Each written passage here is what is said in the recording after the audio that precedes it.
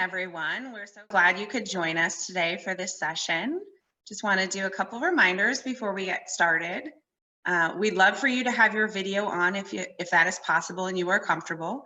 And feel free to rename yourself with your first name, your pronouns if you prefer, and the camp or organization that you're associated with so we know where you're from. My name is Bridget Dolan. I'm the Executive Director of the Good Times Project in Seattle, Washington. So it's just lunchtime here, but I'm really glad you are able to join us. I'm excited about this session. It is called Creativity Connected, Keeping Children Engaged in the Arts During COVID-19. And our speakers today are Carol Herron and Erin Overhouse-Locke. Carol holds an MA in Therapeutic Recreation from Texas Women's University and a BA in Dance and Psychology from Stevens College in Columbia, Missouri. Over the past 30 years, she has worked with patients of all ages in a variety of treatment settings. Carol is the coordinator of the Periwinkle Arts in Medicine program at the Texas Children's Cancer and Hematology Centers. This program brings performing and creative arts to patients, siblings, and caregivers at multiple campuses. She has established relationships and residencies with organizations such as Houston Symphony, the Museum of Fine Arts Houston, Writers in Schools, Houston Center for Photography, Purple Songs Can Fly, and many other leaders in the arts community. She also co-coordinates the Making a Mark annual art show, featuring art and creative writing by children whose lives have been affected by cancer and blood disorders. Erin Overhouse-Locke has worked with the Periwinkle Foundation since 2008. After serving in a variety of capacities at Periwinkle over the last 12 years, she is currently serving as Community Programs Director, overseeing the Periwinkle Arts in Medicine program in collaboration with her colleagues at Texas Children's Cancer and Hematology Centers. In addition to her work with arts and medicine, Erin leads Periwinkle's community engagement initiatives and works throughout the community to engage individuals, organizations, and corporations in a volunteer capacity.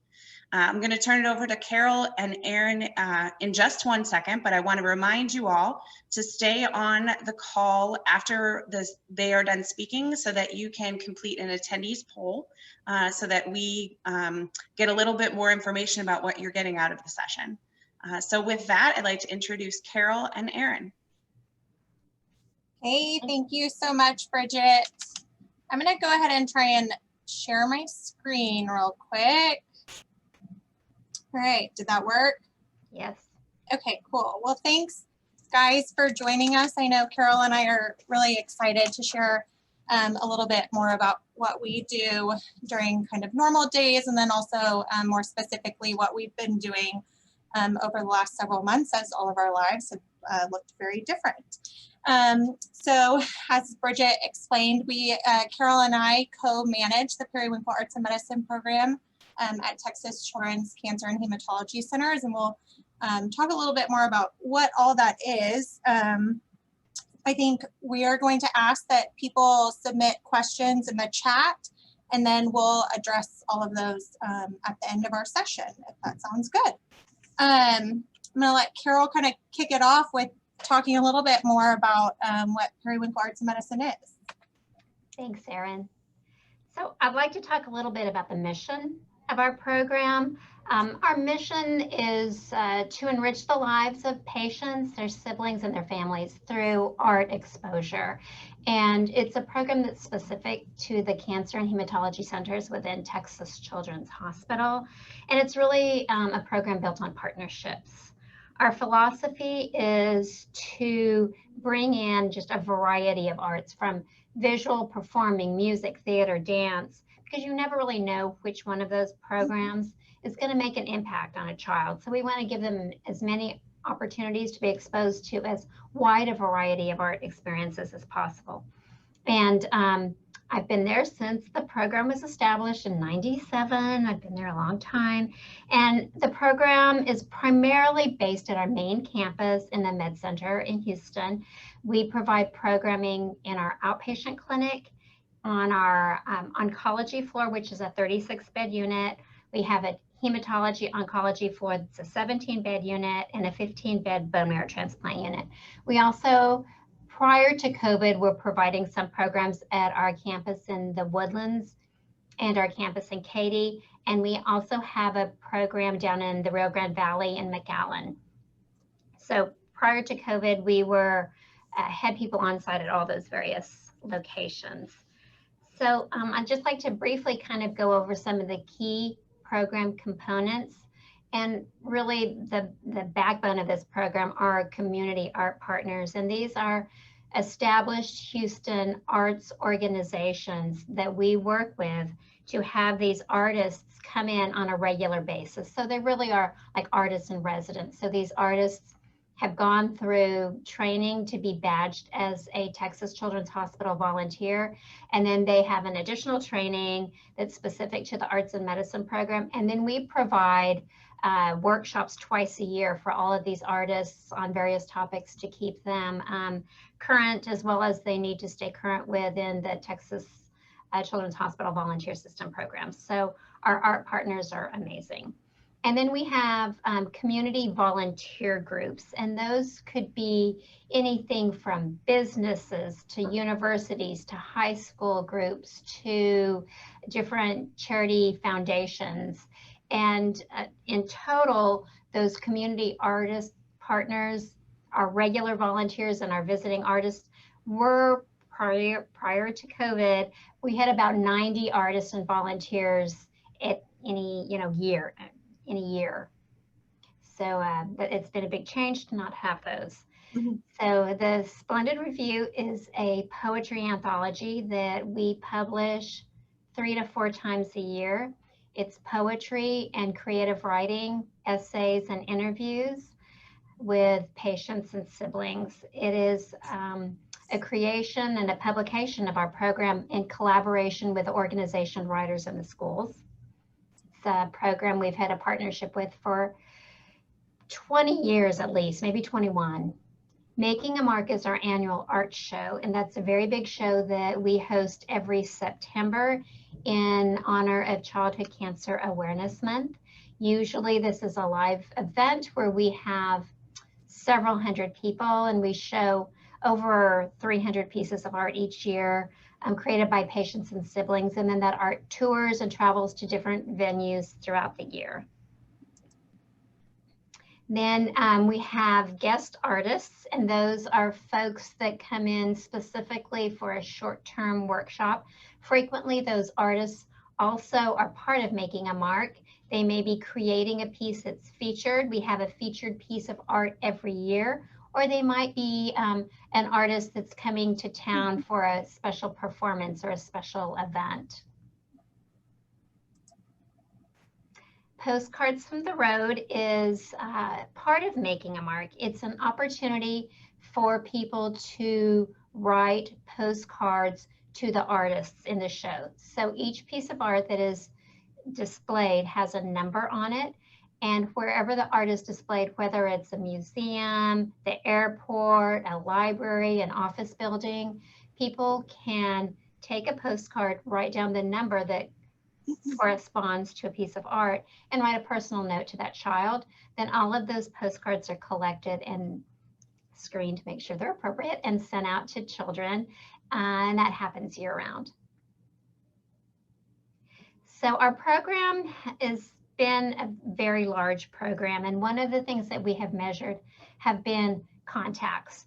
And we always talk, or I talk about how contacts can be anything from a wave to a hug. So it can be, a child could just be an audience member in a performance, or they could be doing one-on-one songwriting. So it really varies, but we have historically had so many programs going on that in any one day, you could see the same child in 2 or 3 different programs. So our number of contacts was quite high.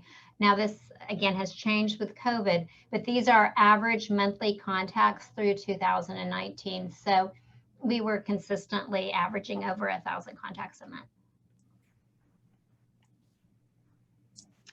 And then I'm sure everyone knows in March, all of our worlds really kind of turned upside down. And I think before we go into COVID and how we responded, Carol, I think, emphasized a lot our dependence on community organizations.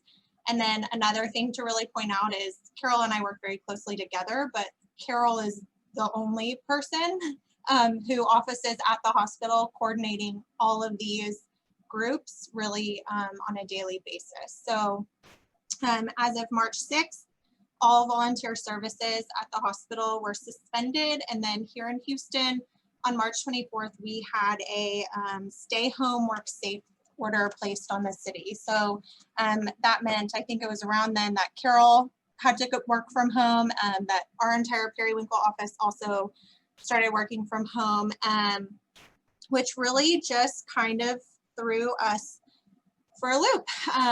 We are used to coordinating, you know, several activities a day, people coming and going, and now all of a sudden, pretty much every barrier that could possibly be placed on our program was put into effect. And so there was literally no art. And we were faced with what to do next. And there was born Creativity Connected. So Creativity Connected is an interactive publication of the Periwinkle Arts and Medicine program at Texas Children's Cancer and Hematology Centers. It is a newsletter full of all kinds of arts programming. We'll share some examples in a little bit. And it really was our way to stay connected to the families we serve and to continue to provide what we know to be really, really important programs. How did we get to Creativity Connected? Well, we, as Carol mentioned, are very fortunate to have some pretty incredible partners in our community.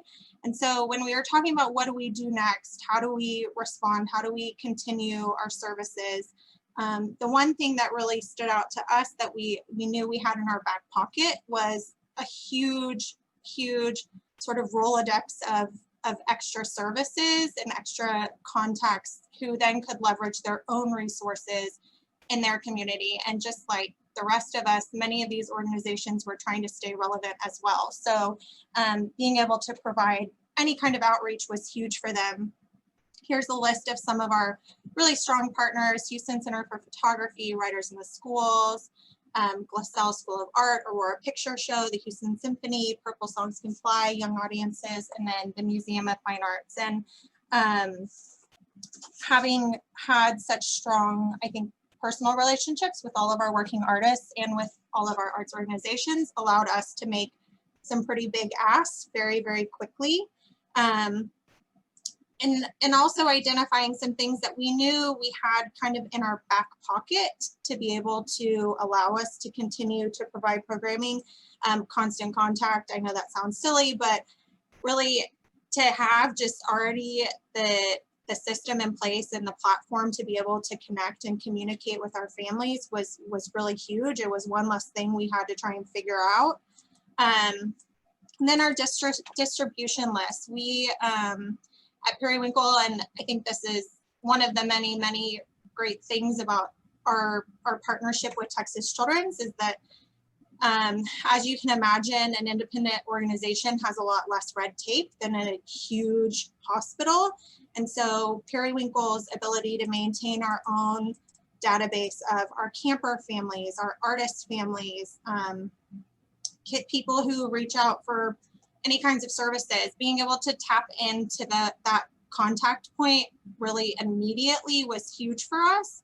And it allowed us to be able to roll out Creativity Connected really within a week of its kind of inception.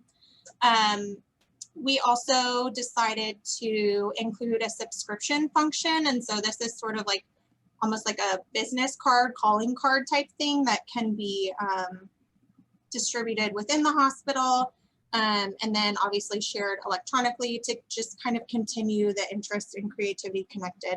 And I don't think I put this date in there for some reason, but so we all shut down on March 24th and we launched our first edition of Creativity Connected on March 27th. So it really was a very, very quick turnaround. and I think a bright spot for Carol and I. And we'll Really share is. a little bit more about this. Carol's going to talk about some of the content we feature. Well, and excuse me, and before we even talk about content, I'd have to say there's no way I could have done this as a hospital employee without that camp arm that Erin represented, because I just wouldn't have access to those children.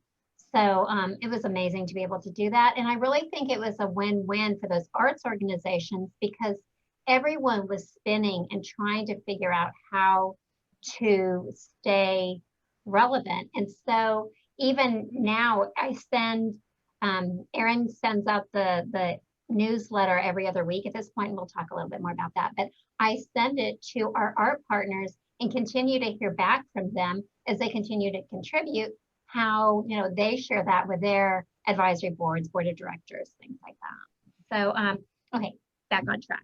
So we just had so much wonderful content provided to us from groups like the Houston Symphony, where they had performances, writers in the schools giving us little writing workshops. Here's another writing prompt from our writer, Nancy, and I think Karen's going to share a little bit of this.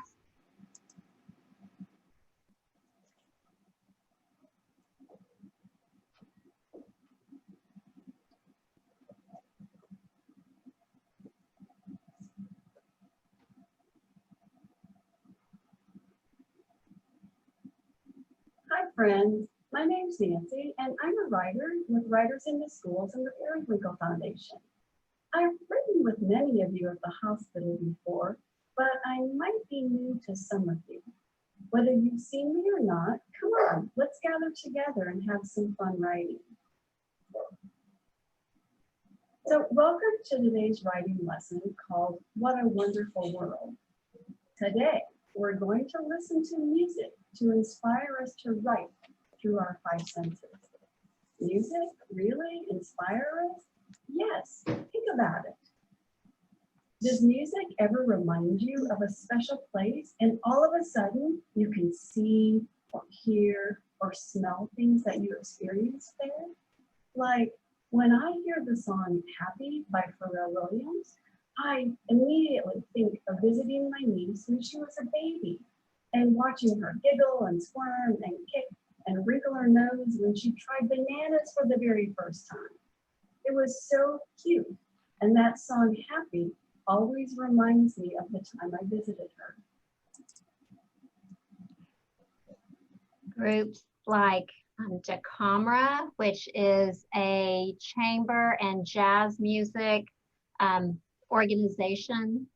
They contributed. We had regular arts and crafts activities included.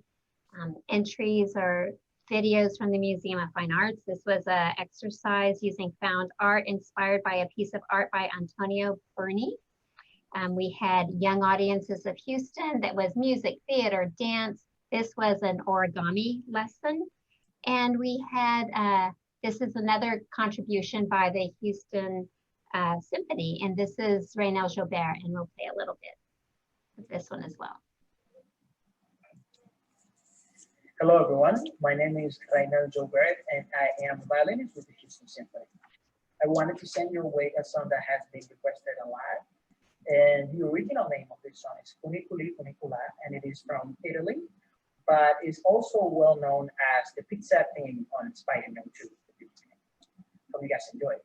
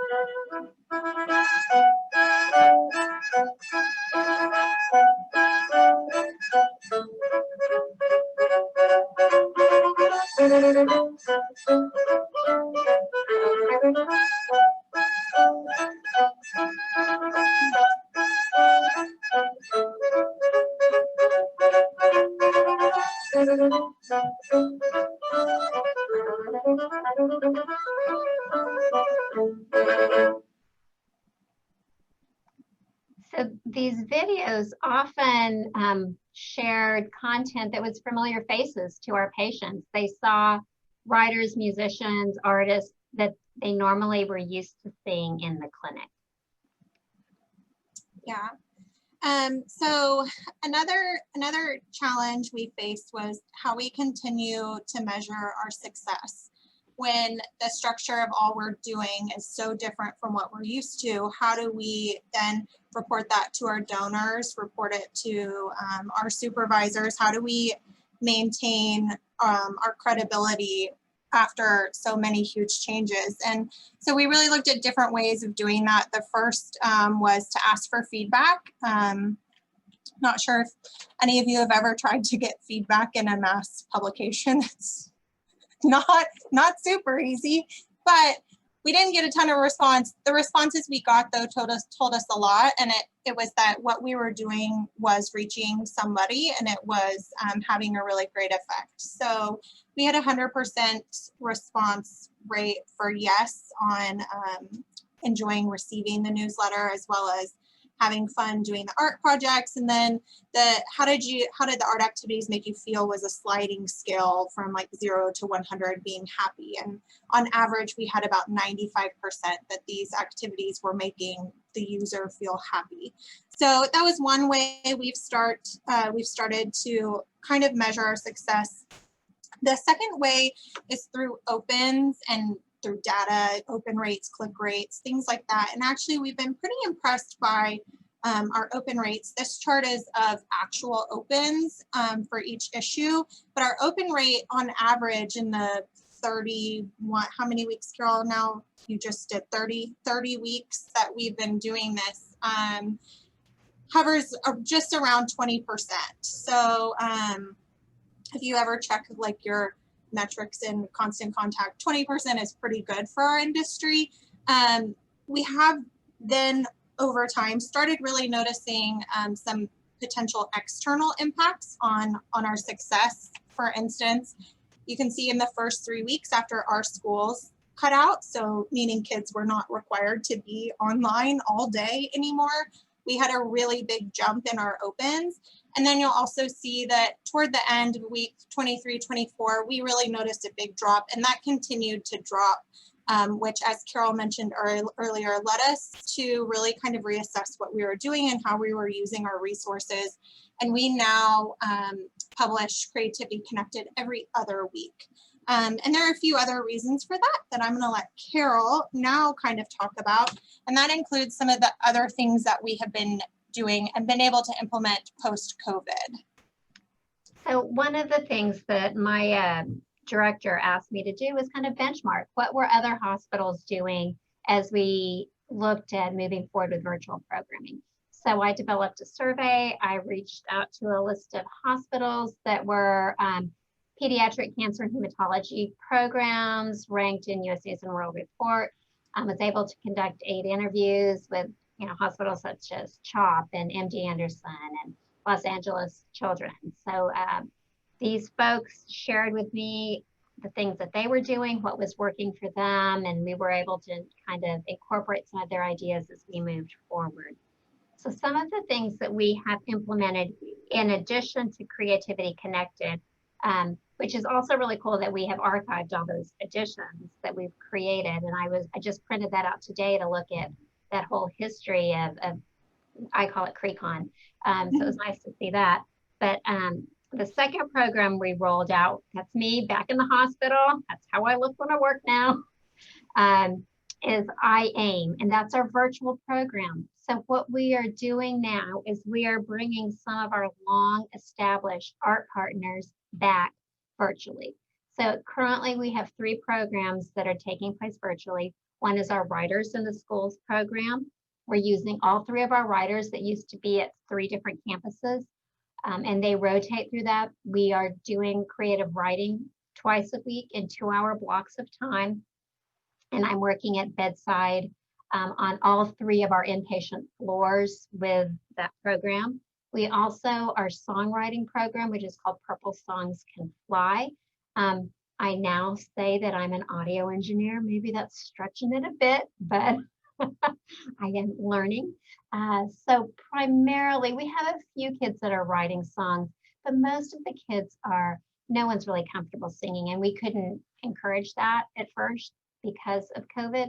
But primarily what our songwriting group is doing now is writing songs for the younger kids. So our 3 artists from Purple Songs Can Fly interview with me facilitating the virtual visit. They interview the parents and the child, if the child's willing to talk with me, like younger children, and then they go back and write a song that's specific to that child. For example, they'll include, yesterday we interviewed a little girl who is really into princesses. And so she talked about Elsa wearing blue, and it's just her birthday. She just turned 3. So we incorporated that. And she has a dog. So, they will include all of those little details and write a song. And the first thing they do is they ask the child or the parent, do you want an upbeat dancing song, or do you want a lullaby help you sleep song?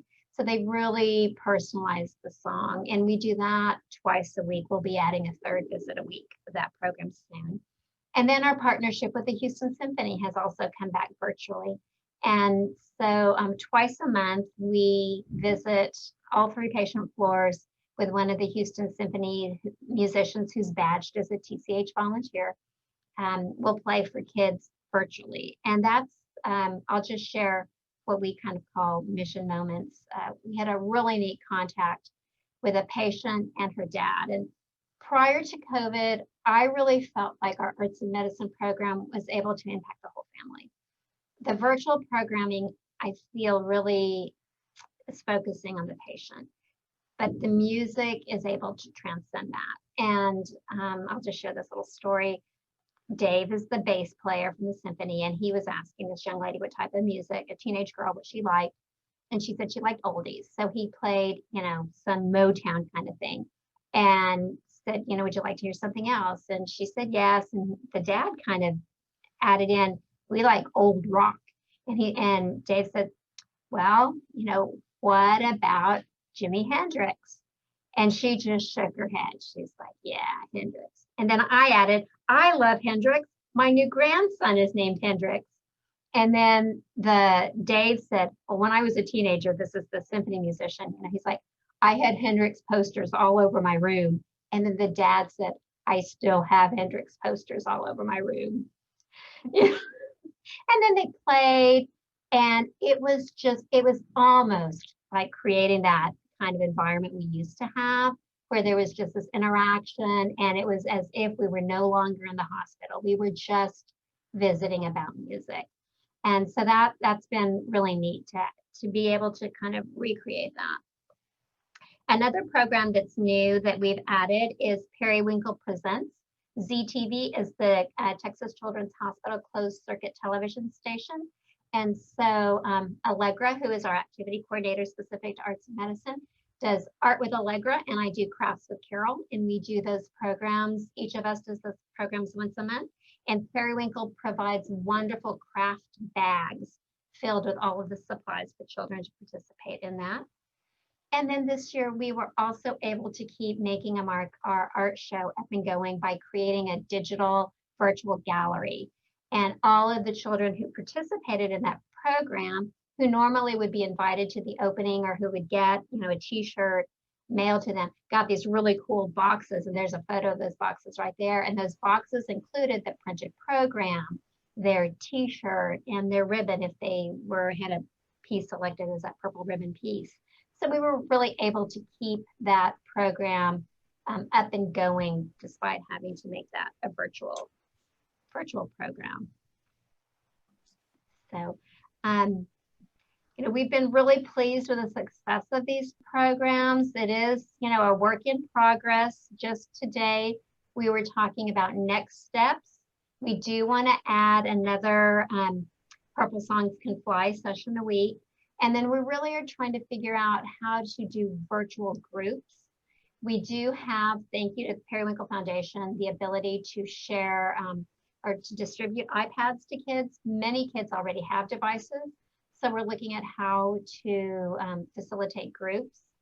There are issues around patient confidentiality. How do you prepare the appropriate amount of bags to distribute, to be a good steward of the supplies and the resources that we have as we move forward. But we're looking at also where our biggest needs. So Allegra is looking at adding a group for our teens, and that would be very art focused. And I'm looking at doing something for the younger kids and tying in the families, because that's what I think is kind of that niche of arts and medicine, is this is something for families. So I'm looking at doing a story time and activity time. So it'll involve a craft, a hand puppet, things like that.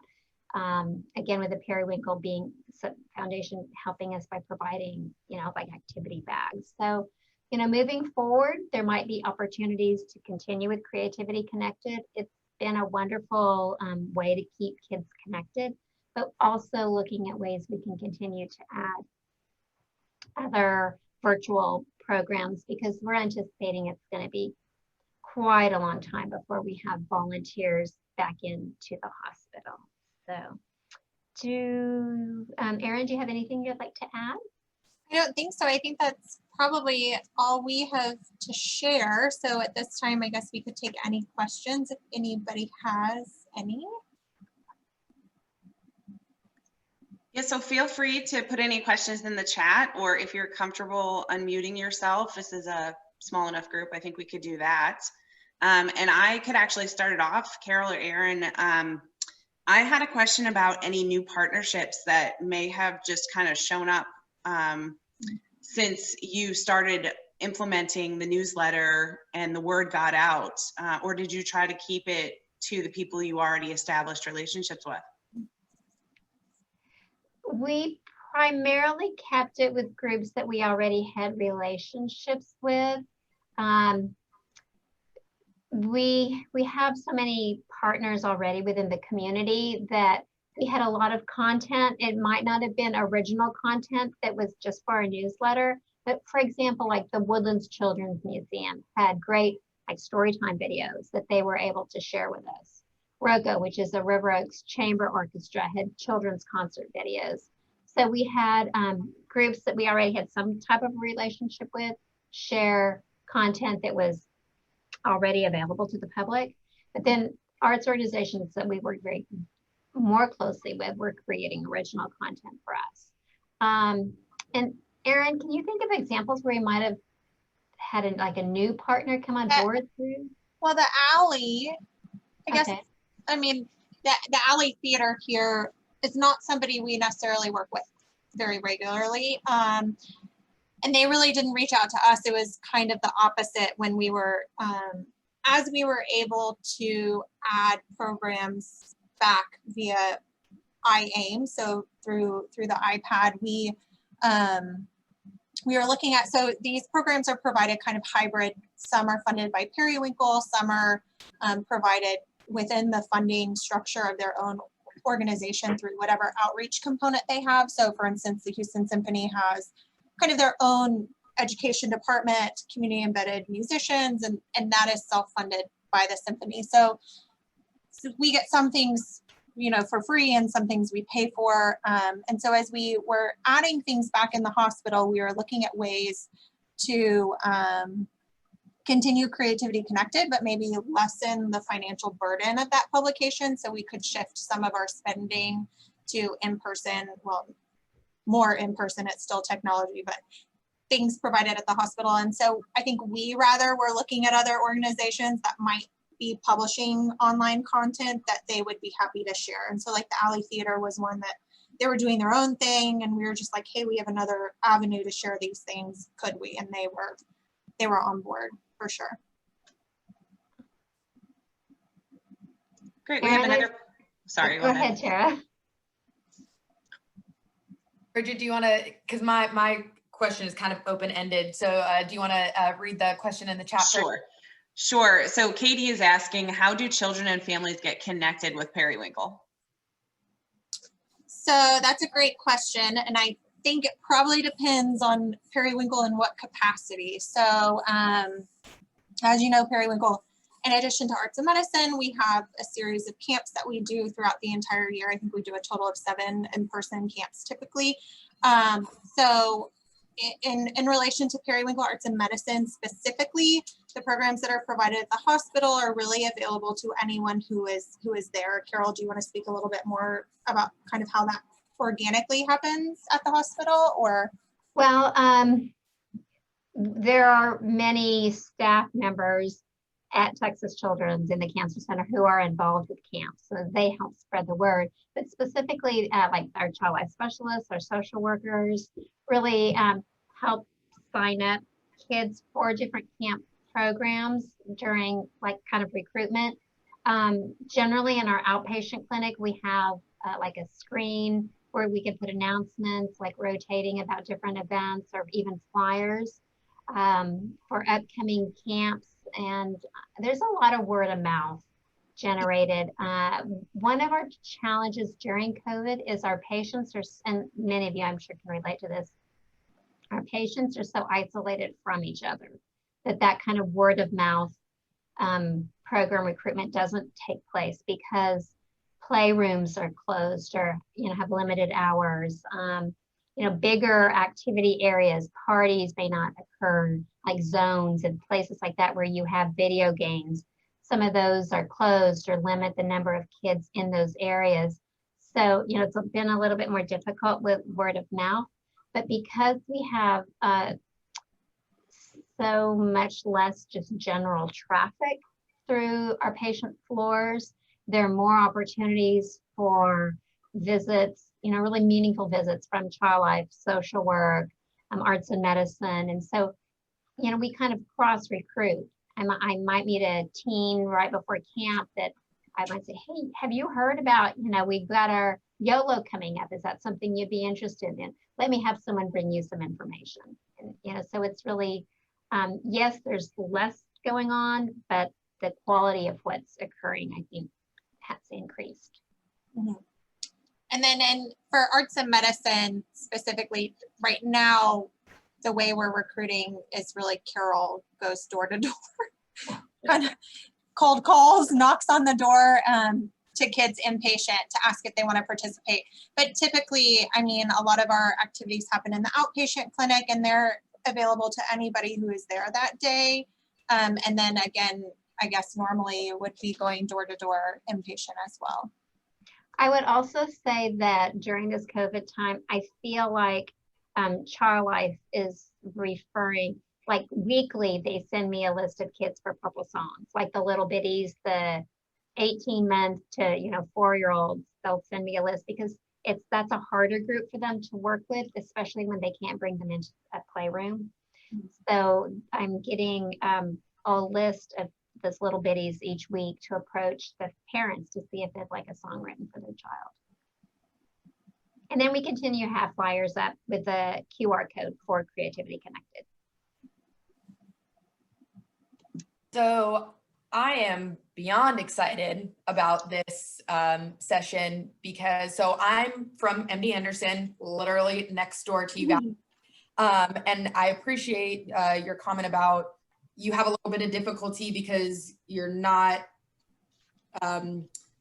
specifically associated with Texas Children's like you are, but there's still that barrier. So I'm specifically the program coordinator for support programs of MD Anderson Children's Cancer Hospital. So there are a lot of things that we can do. Like we have all the child life specialists, we have an internal arts and medicine group, we have an education group. And so they're able to do a lot of that legwork of walking around and getting kids involved with those virtual programs. What I've been searching for is how to create that online community.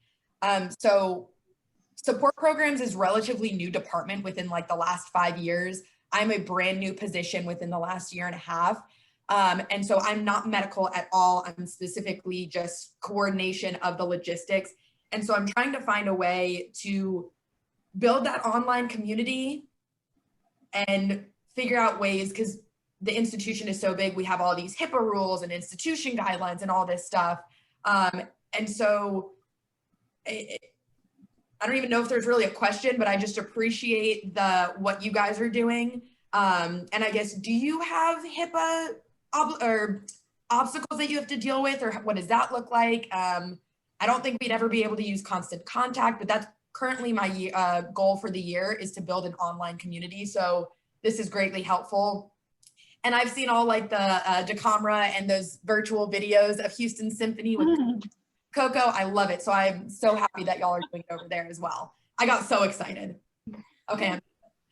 So about the contacts, so we can use constant contact through Periwinkle specifically, not through the hospital. So like Creativity Connected is published by Periwinkle and sent from Periwinkle.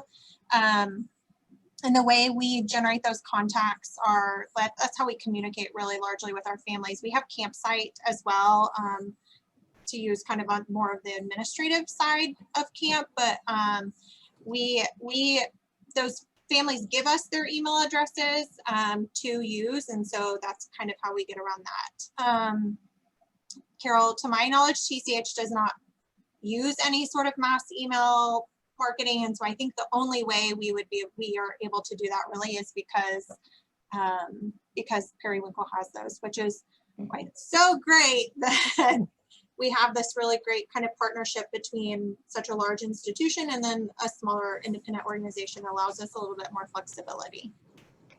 And then within our program, we have separate releases. For example, Making a Mark. We have, we maintain ownership of that art, and the art is released directly to Periwinkle. So we have that contact information. With the Splendid Review, our poetry anthology, again, there's a separate release for participation in that. So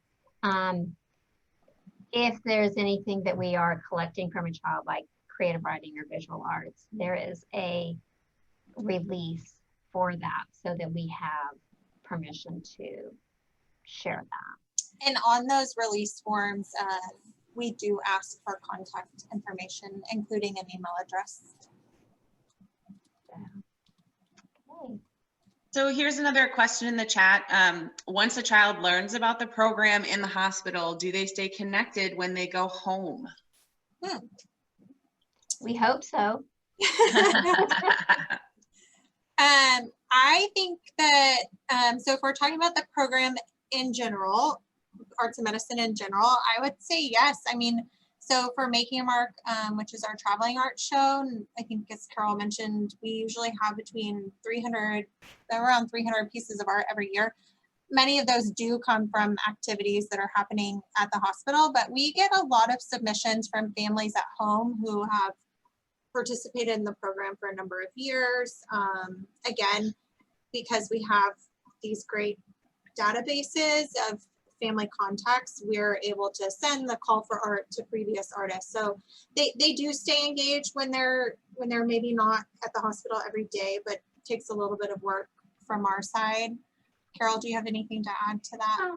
And I would just say, because we've grown this database, we're able to use that to recruit for other programs. For example, we have a photography class that usually takes place offsite through Pavlov Shutterbug, and that's an offsite program. It is virtual right now, but we help recruit for that. So those are kids that were, somehow involved with Periwinkle, but we're recruiting for this other component, within arts and medicine, for kids that are no longer inpatient. They still could be actively on treatment, but during non-COVID times, that's an off-site program. So we really do try to, keep kids connected through things like, I would say with Periwinkle, like YOLO and family camp, and even long-term survivor programs.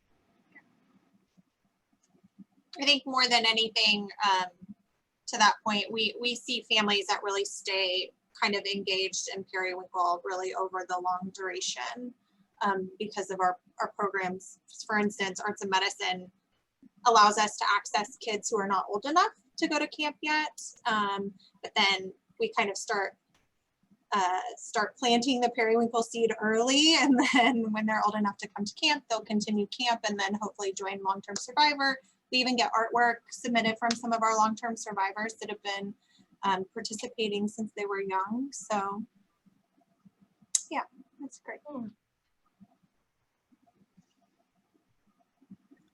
Any other questions for Carol or Aaron?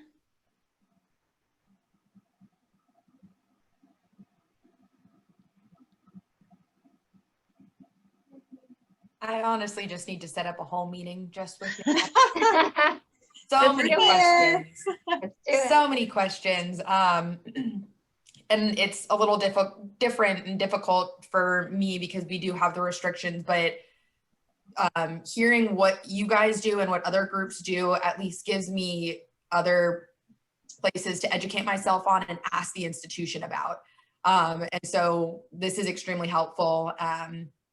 And I appreciate it a lot. So thank you all so much. Thanks. Thank you. And thanks for the opportunity. Well, great.